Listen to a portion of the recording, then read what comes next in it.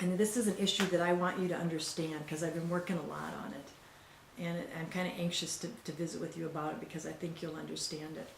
You know, I was particularly motivated by a speech that Michael Botticelli gave at a national level. If you don't recognize his name right away, he was Obama's drug czar. And he went around the country speaking about how the country's governmental systems, as they relate to the mentally ill and to addicts, are completely antiquated, and that we have to stop treating our mentally ill and our addicts like criminals, and we need to begin recreating our systems and restructuring our systems so that we begin treating them like patients. There's no controversy anywhere in the medical industry and mental health industry but that addiction and the various mental illnesses are illnesses and diseases, and that they're recoverable diseases.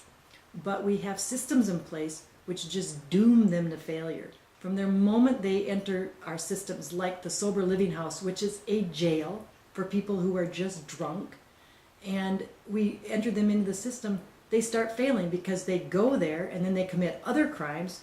They maybe just went there to sober up, but then they hit a cop and all of a sudden they got a class 4 felony, and on and on and on, and then they end up in the penitentiary.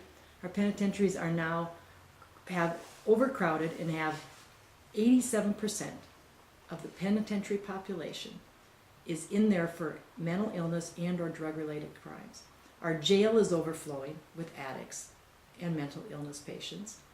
And our sheriff has said over and over again, you know, this is not working, this is unacceptable, and he's trying to move in that direction. Well, you know, people ask me, well, what does that have to do with the city? And I said, well, a heck of a lot, because here's what it has to do with the city. It's called workforce development. It's called anti-drug activity. Let me explain how. How this works is if you get these people into situations where they are rehabbed and treated and returned to society, you are reclaiming lives. And this isn't the old black and white ball and chain gang from the past. This is our daughters, our sons, our mothers, you know, that are having these addiction issues. If you reclaim them, they make excellent workers and they become productive members of society. So we need to stop treating them like criminals. And we have 2 fabulous medical industries in our city. Who better in this country to be the incubator for redesigning our systems so that we treat them like patients and not like criminals? And I am all in for that. And how does it relate to drugs?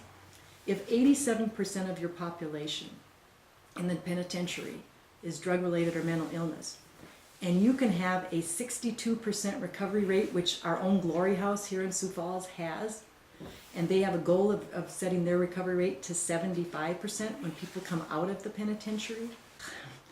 Imagine what that does. If you took that 87% and if you could get 75% of them recovered, and not only are the parents recovering, but all of a sudden the children now can go home and they're not going to be drug addicts as well. What it does is it dries up your demand. What's the best way to fight drugs?